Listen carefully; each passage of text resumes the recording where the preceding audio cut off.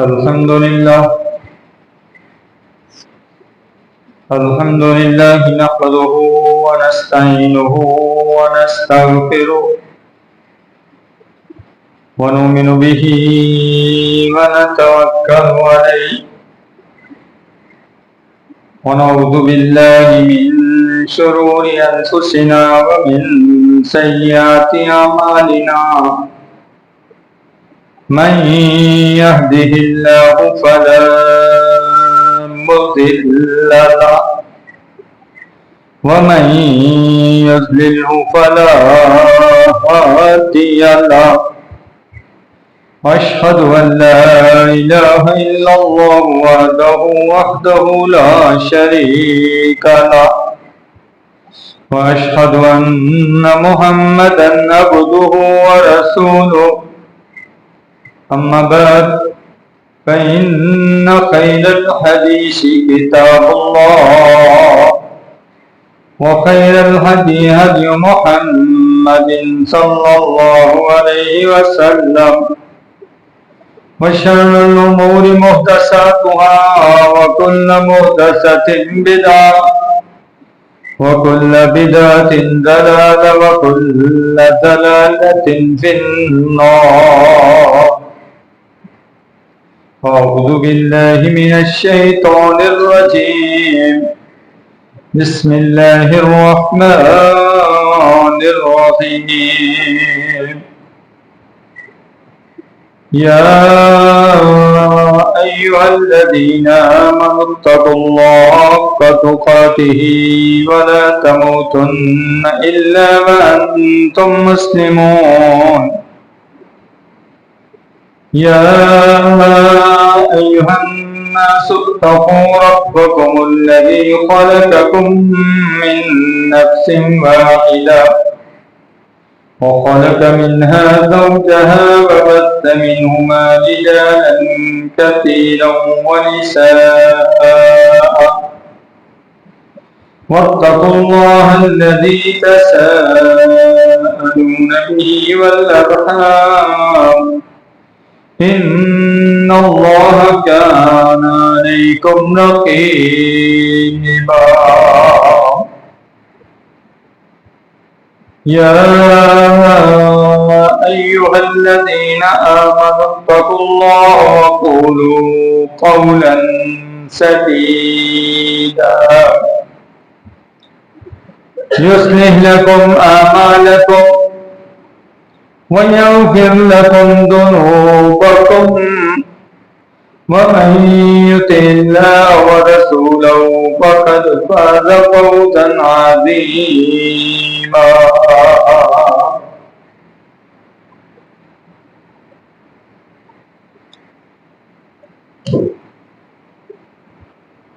تمام تعریفیں ایک اکیلے رب العالمین کے لیے ہیں جو اکیلا ہی اس ساری کائنات کا مالک ہے، خالق ہے، رازق ہے، داتا ہے، حاجت روا ہے، مشکل کشا ہے، بگڑی بنانے والا ہے. درود و سلام امام الانبیاء محمد الرسول اللہ صلی اللہ علیہ وآلہ وسلم کے لیے، جن کی بات ماننے کا اللہ تبارک و تعالی نے حکم دیا اور جن کی بات سے انحراف کرنے سے اللہ تبارک و تعالی ناراض ہو جاتے ہیں. اللہ سے دعا ہے کہ وہ ہمیں حق بات کہنے، سننے، سمجھنے اور عمل کرنے کی توفیق دے دے. ایک بات ہمیشہ یاد رہے کہ اسلام ایک مکمل ضابطہ حیات ہے. اس کے اندر کوئی کمی، کوئی کچی، کوئی نقص، کوئی عیب نہیں ہے. یہ الگ بات ہے کہ بات کرنے والا اپنی کم علمی کی وجہ سے بات کو صحیح طور پر سمجھا نہ پائے،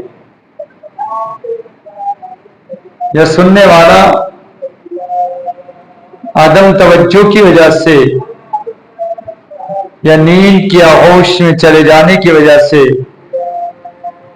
بات کو صحیح طور پر سن اور سمجھ نہ پائے، تو جو کمی جو کوتاہی رہ جائے وہ سننے اور سنانے والے کی طرف سے ہے، اللہ کا دین اس سے بری سننا ہے۔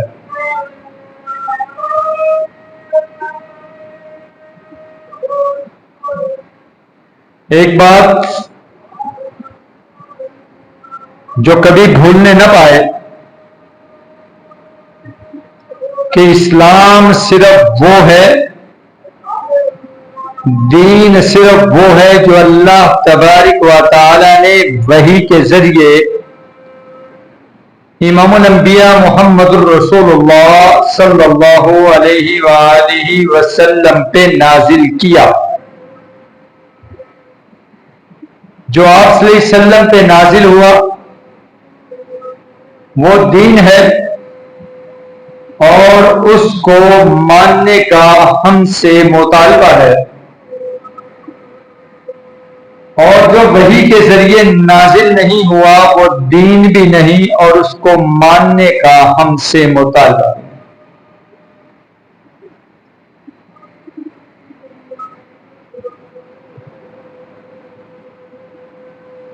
اے ایمان کا دعویٰ کرنے والے، جب مسجد کا رخ کرنے لگے اپنی نیت کو درست کر لیا کر، کیونکہ اعمال کا دار و مدار انسان کی نیت پر ہے۔ اس کی نیت کی وجہ سے اس کا وہ عمل اس کے لیے جزا کا باعث بن جائے گا یا اس کے لیے سزا کا باعث بن جائے گا۔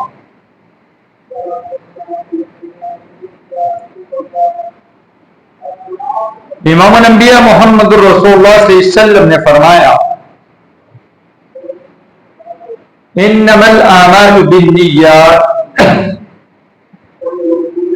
اعمال کا دار و مدار یعنی انسان کی جزا اور سزا انسان کے عمل کرنے والے کی نیت کی بنیاد پر ہوگی۔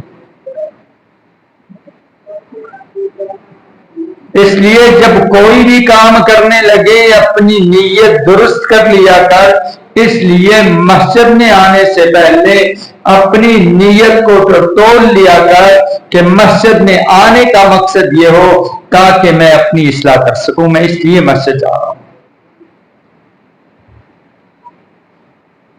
اور نیت دل کے ارادے کو کہتے ہیں، زبان سے جو بات کی جاتی ہے وہ تو قول ہوتا ہے، اقرار ہوتا ہے، اسے نیت نہیں کہتے۔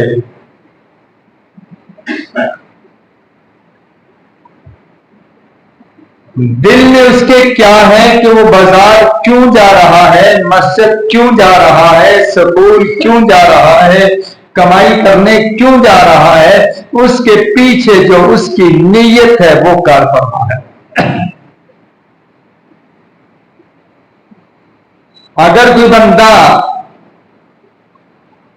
عمل کی نیت سے، سننے کی نیت سے، سمجھنے کی نیت سے، اصلاح کی نیت سے، اپنے رب کو راضی کرنے کی نیت سے، پیغمبر کی اتباع کرنے کی نیت سے مسجد کا رخ کرتا ہے، تو پھر ایک ایک قدم پر جب وہ قدم اٹھاتا ہے اس کے لیے نیکی لکھی جاتی ہے اور اس کے گناہ معاف کر دیے جاتے ہیں۔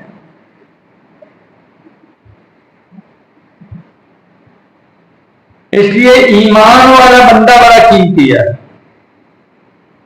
اس کا سونا بھی قیمتی ہے، اس کا جاگنا بھی قیمتی ہے، اس کا کھانا بھی قیمتی ہے، اس کا رشتہ اور ناطہ بھی قیمتی ہے، اس کی دوستی بھی قیمتی ہے، اس کا ہر عمل رب کے ہاں بڑا قیمتی ہے، اٹھنے والا ایک ایک قدم بڑا قیمتی ہے۔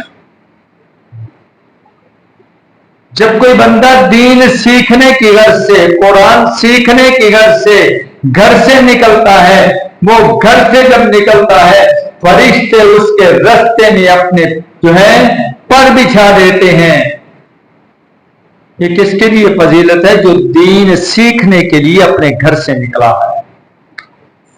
اس لیے مسجد میں آتے وقت اپنے ذہن کی یہ کیفیت کر لیں، اپنے دل کو اس بات پہ لگا لیں کہ میں مسجد اس لیے جا رہا ہوں تاکہ رب کے قرآن کی جو بات سنوں اسے سمجھ کر اس پہ عمل کرنے والا بن جاؤں، پیغمبر صلی اللہ علیہ وسلم کی جو حدیث سنوں میں اس کو سن کر اس پر عمل کرنے والا بن جاؤں۔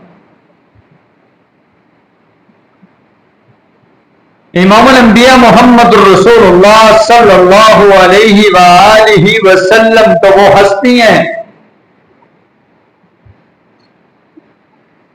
کہ جن کی اطاعت کرنا اللہ کی اطاعت ہے۔ امام الانبیاء محمد رسول اللہ صلی اللہ علیہ وآلہ وسلم تو وہ شخصیت ہیں جن کا مقام سب سے بلند ہے مخلوق میں سے، وہ ہستی ہیں۔ آدم علیہ السلام کی اولاد میں سے سب سے بلند مقام جس کو حاصل ہے وہ ہے امام الانبیاء محمد الرسول اللہ صلی اللہ علیہ وآلہ وسلم۔ امام الانبیاء محمد رسول اللہ صلی اللہ علیہ وآلہ وسلم تو وہ شخصیت ہے کہ ان کی نافرمانی کرنے والا دنیا اور آخرت دونوں میں نامراد ہو جاتا ہے۔ امام الانبیاء محمد رسول اللہ صلی اللہ علیہ وآلہ وسلم تو وہ ہستی ہیں کہ جن کی اطاعت کرنے والا جنت کی راہ پہ چلنے لگ جاتا ہے۔ پیغمبر صلی اللہ علیہ وآلہ وسلم کی حیثیت رب نے قرآن میں بیان کر دی ہے اور کہا ہے فَلَا وَرَبِّكَ، اے پیغمبر صلی اللہ علیہ وآلہ وسلم تیرے رب کی قسم یہ مومن نہیں ہو سکتے۔ فَلَا وَرَبِّكَ لَا يُؤْمِنُونَ حَتَّى يُحَكِّمُوكَ فِيمَا شَجَرَ بَيْنَهُمْ ثُمَّ لَا يَجِدُوا فِي أَنفُسِهِمْ حَرَجًا مِّمَّا قَضَيْتَ وَيُسَلِّمُوا تَسْلِيمًا۔ پیغمبر کی حیثیت کو جانتا ہے تو سورہ نساء کی آیت نمبر 65 کو اکیلے بیٹھ کر پڑھ کے ذرا دیکھ۔ اللہ قسم اٹھا کے کہتے ہیں فَلَا وَرَبِّكَ لَا يُؤْمِنُونَ، وہ بندہ مومن ہی نہیں ہے۔ کون بندہ مومن نہیں ہے؟ اے پیغمبر صلی اللہ علیہ وآلہ وسلم کہ جب تک وہ ہر کام میں آپ کے حکم کو آخری فیصلہ کرنے والا نہ مان لے اس وقت تک اس کے اندر ایمان ہی باقی نہیں۔ اگر مومن بننا ہے پھر دنیا اور آخرت کے ہر معاملے میں پیغمبر صلی اللہ علیہ وسلم کی بات جب آ جائے اسے ہر پہ آخر سمجھنے والا بن جائے، یہ ہے ایمان والا۔ اور اگر پیغمبر صلی اللہ علیہ وسلم کی بات آ جانے کے بعد وہ کسی اور کی بات کو اپنا لیتا ہے، کسی اور کی بات کو اپنا لیتا ہے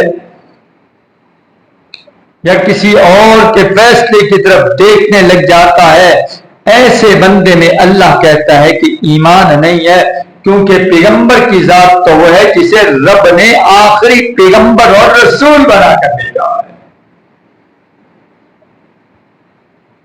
اليوم اکملت لکم دینکم، آج تمہارا دین مکمل کر دیا۔ دین مکمل ہوا امام الانبیاء محمد الرسول اللہ صلی اللہ علیہ وآلہ وسلم پہ اعلان ہے قرآن کے اندر اليوم اکملت لکم دینکم واتممت علیکم نعمتی۔ اور ایمان کا دعویٰ کرنے والے سورۃ المائدہ کی صحت کو کبھی نکال کے اکیلے میں بیٹھ کے پڑھ کے دیکھ، اللہ تبارک و تعالی ارشاد فرماتے ہیں اليوم اکملت لکم دینکم، آج میں نے تمہارے لیے تمہارے دین کو مکمل کر دیا۔ عقائد کے اعتبار سے یہ دین مکمل ہے، نظریات کے اعتبار سے یہ دین مکمل ہے، معاشرت کے اعتبار سے یہ دین مکمل ہے، سماجی معاملات کے اعتبار سے یہ دین مکمل ہے، بھائی چارے کے اصول دینے کے لحاظ سے یہ دین مکمل ہے، دنیا اور آخرت کی کامیابی کے اصول دینے میں یہ دین مکمل ہے، عبادات کے طریقے بتانے میں یہ دین مکمل ہے۔ بتا دیا، جب یہ دین مکمل ہے اعلان رب نے کر دیا، قرآن نے کر دیا، لا ریب فیہ، اس کے اندر شک نہیں ہے، اور دین کو مکمل بھی مانتا ہے، دین کو پورا بھی مانتا ہے، دین کو اعلیٰ بھی مانتا ہے، دین کو افضل بھی مانتا ہے، دین سے محبت کا دعویٰ بھی کرتا ہے، لیکن عملی زندگی میں جس کو تو پورا مانتا ہے اس پہ چلنے کے لیے تیار نہیں ہے۔ کہتا ہے دین مکمل ہے، اعلیٰ ہے، عرفہ ہے، سب سے اعلیٰ ہے، کوئی کمی اور نقص نہیں ہے، لیکن اس کے دیے ہوئے اصولوں کو اپنانے کے لیے تیار نہیں ہے، اس کے دیے ہوئے احکام کو ماننے کے لیے تیار نہیں ہے، پھر بھی پکا مسلمان ہے، عمل کرنے کے لیے تیار نہیں، پھر بھی دعویٰ محبت کا ہے، اپنا چہرہ بدلنے کے لیے تیار نہیں، پیغمبر صلی اللہ علیہ وسلم جیسی شکل و صورت بنانے کے لیے تیار نہیں، پھر بھی کہتا ہے کہ مجھے محبت تو پیغمبر صلی اللہ علیہ وسلم سے ہے،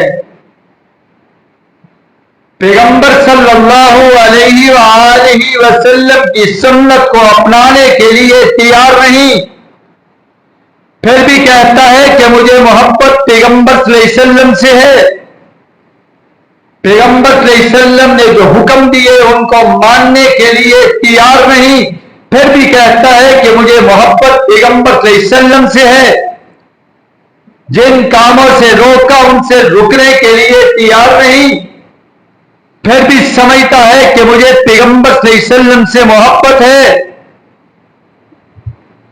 پیغمبر صلی اللہ علیہ وسلم نے اللہ کے حکم سے جو چیزیں بتائیں، جو فرائض بتائے کہ ان کو مانے بغیر گزارا نہیں، ان کو ماننے کے لیے تیار نہیں، پھر بھی کہتا ہے مجھے پیغمبر صلی اللہ علیہ وسلم سے محبت ہے۔ یہ تیری کیسی محبت ہے جو تجھے اطاعت نہیں سکھاتی؟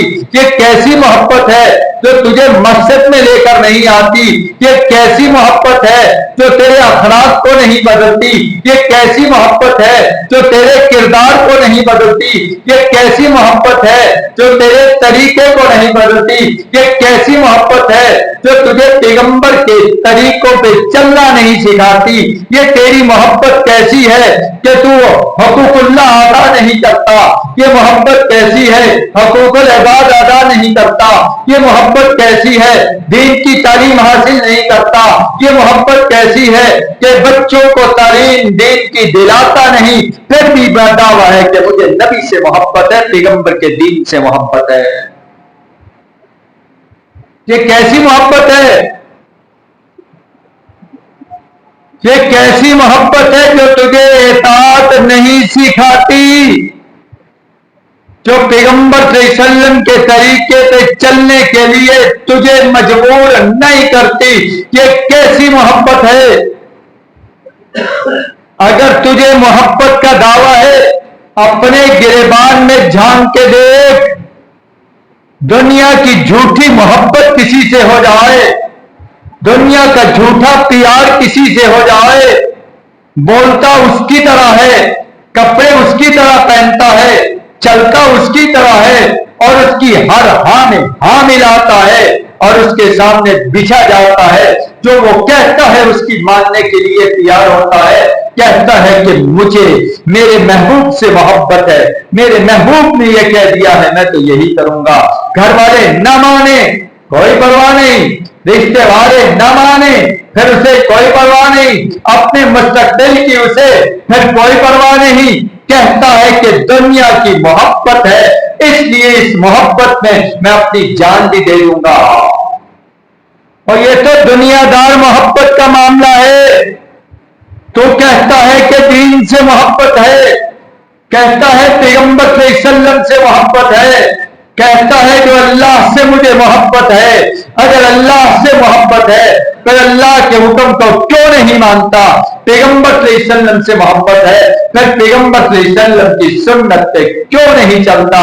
تیرا مسجد میں آنا بتاتا ہے، تیرا مسجد میں آنا بتاتا ہے کہ تجھے کتنی محبت ہے، تیرا نماز کے لیے آنا بتاتا ہے تجھے کتنی محبت ہے، اور تیرا سود کا کھانا بتاتا ہے کہ تو محبت کے دعوے میں جھوٹا ہے۔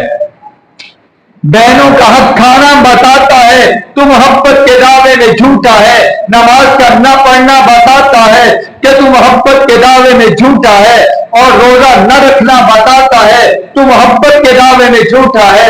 تیرا جو ہے وہ نماز نہ پڑھنا، روزہ نہ رکھنا، زکوٰۃ نہ دینا، حقوق العباد ادا نہ کرنا، سود کا کھانا، گالی کا دینا، جھوٹ کا بولنا، غیبت کا کرنا، تان کرنا، دوسرے کی جو ہے وہ تہمے لگے رہنا، تانے دینا، یہ بتاتا ہے تیری محبت کا ایک ایک دعویٰ جھوٹا ہے۔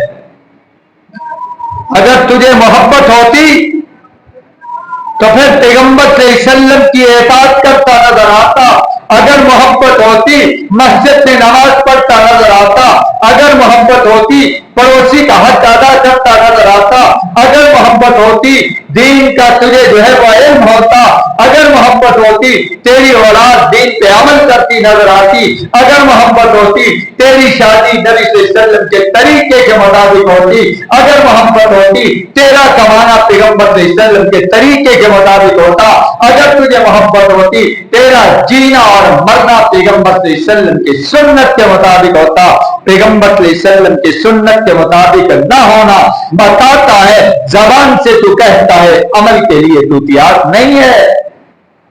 اپنا بھی کبھی یہ انسان محاسبہ کر لیا کر۔ لوگوں کو بات کرنا بڑا آسان ہے، لوگوں پہ انگلی اٹھانا بڑا آسان ہے، اپنے جسم پہ کبھی طنز کر کے دیکھ، اپنی کبھی جو جسم ہے 4 5 6 فٹ کا جو تیرا جسم ہے یہ ذرا دیکھ، یہ اتباع کتنی کرتا ہے اور رب کی نافرمانی کتنی کرتا ہے دن میں۔ اور ایمان کا دعویٰ کرنے والے آج ہر شخص یہ کہتا ہوا نظر آتا ہے مجھے محبت ہے۔ ہاں ذرا دیکھ، کوئی چیز تجھے اچھی لگتی ہے، اس کے اچھا لگنے سے وہ اچھی نہیں ہو جائے گی جب تک اللہ کی طرف سے اس کا حکم نہیں مل جاتا۔ قرآن ایک اصول بیان کر رہا ہے، اس اصول کو اپنے ذہن میں بٹھا لے۔ سورہ بقرہ ہے، البقرہ پارہ نمبر 2 ہے، اور پارے نمبر 2 کے بعد ایت نمبر ہے 144 144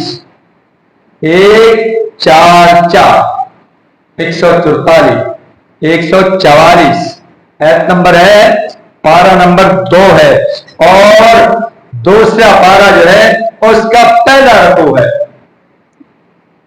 ذرا دیکھ، اللہ سمجھا رہے ہیں، بتا رہے ہیں. کبھی اپنی اصلاح کی غرض سے بھی قرآن کو پڑھ کے دیکھ لیا کر. جب کوئی بندہ اپنی اصلاح کی غرض سے پڑھے گا، دنیا میں سب سے مشکل کام اپنی اصلاح کرنا ہے. دوسرے پہ تان کرنا بڑا آسان ہے، دوسرے پہ انگلی اٹھانا بڑا آسان ہے، دوسرے کی غلطی پہ انگلی اٹھانا بہت آسان ہے، لیکن اپنی غلطی کو غلطی ماننا یہ بڑا مشکل ہے. اپنی غلطی کے لیے ہزاروں دلیلیں ڈھونڈے گا، اپنی کوتاہی کے لیے ہزاروں بہانے تلاش کرے گا. اللہ تبارک و تعالیٰ فرماتے ہیں قد نرى تقلب وجهك في السماء فلنولينك قبلة ترضاها. قد نرى، اے پیغمبر صلی اللہ علیہ وسلم، تیرا آسمان کی طرف بار بار چہرے اٹھانے کو ہم دیکھتے ہیں کہ تو بار بار آسمان کی طرف چہرہ اٹھا کے دعا کرتا ہے. اللہ کہتے ہیں ہم دیکھ رہے ہیں، ہمیں معلوم ہے.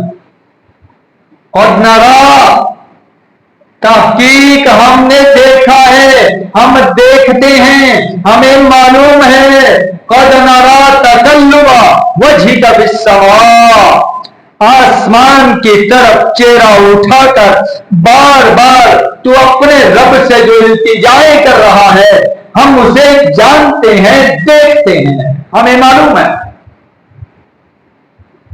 اللہ فرماتے ہیں پیغمبر صلی اللہ علیہ وسلم ہمیں معلوم ہے کہ آپ بار بار دعا کے لیے اپنے چہرے کو آسمان کی طرف اٹھاتے ہیں، ہمیں معلوم ہے، ہم جانتے ہیں. وہی فولی فلنولینک قبلۃ ترضاها، ہم جس قبلے کو آپ چاہتے ہیں اس کی طرف منہ کرنے کا ہم حکم دے دیں گے. پیغمبر صلی اللہ علیہ وسلم چاہتے تھے کہ خانہ کعبہ کی طرف منہ کرنے کا اللہ حکم دے دے، کیونکہ مسلمان پہلے بیت المقدس کی طرف منہ کر کے نماز پڑھتے تھے. تو یہود و نصارہ تانا دیتے تھے کہ یہ پیغمبر ہر بات میں ہماری مخالفت کرتا ہے، لیکن یہ کعبہ جو ہمارا ہے منہ ان کا ہوتا ہے نماز پڑھتے وقت. اللہ فرماتے ہیں ہمیں معلوم ہے کہ اے پیغمبر صلی اللہ علیہ وسلم آپ چاہتے ہیں کہ کعبہ تبدیل ہو جائے. اللہ فرماتے ہیں ہمیں معلوم ہے، ہم ایسا کر دیں گے، ہم ایسا کر دیں گے. آپ چاہتے ہیں ہم ایسا کر دیں گے. آپ کی دعا قبول ہے.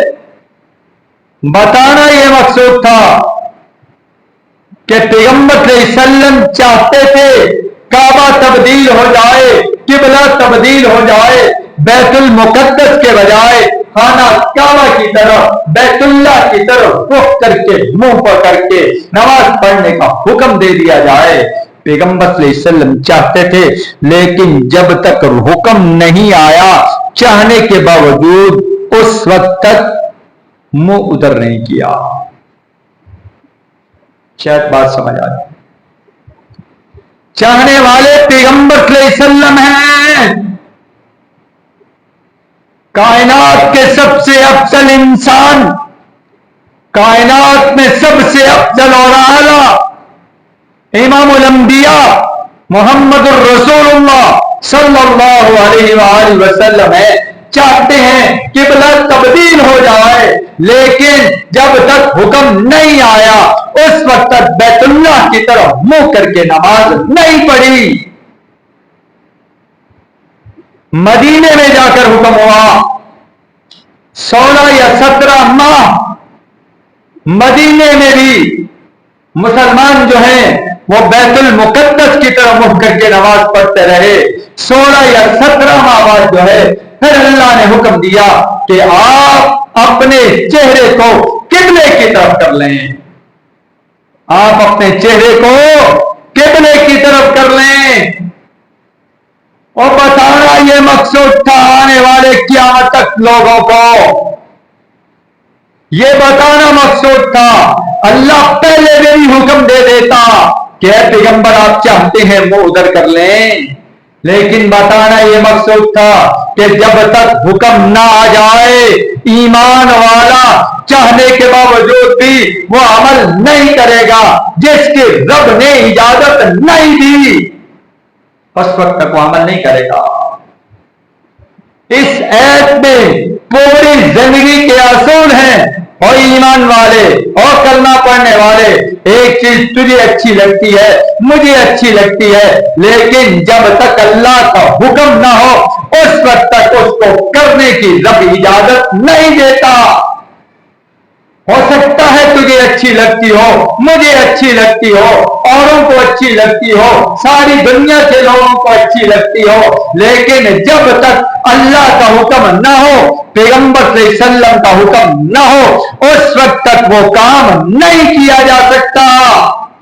اس اصول کو پلے باندھ لے، اس قاعدے کو پلے باندھ لے، اس نظریے کو پلے باندھ لے کہ اس کائنات کے اندر اگر کوئی شخص جو ہے چاہتا ہے کہ یہ کام ہو، اس کے لیے اسے دلیل دینا پڑے گی، اس کے لیے اللہ کا حکم دکھانا پڑے گا، اس کے لیے پیغمبر صلی اللہ علیہ وسلم کا طریقہ دکھلانا پڑے گا، ورنہ اس کے چاہنے سے کوئی کام اس کے کرنے کی اجازت نہیں ہو سکتی۔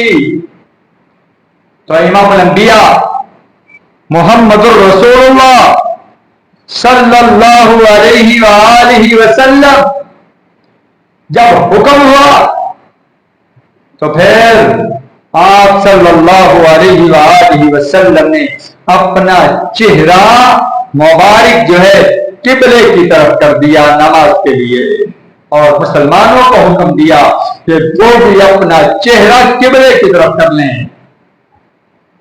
فَوَلِّ وَجْهَكَ شَطْرَ الْمَسْجِدِ الْحَرَامِ، بس آپ اپنا چہرہ مسجد حرام کی طرف کر لیں، خانہ کعبہ کی طرف کر لیں۔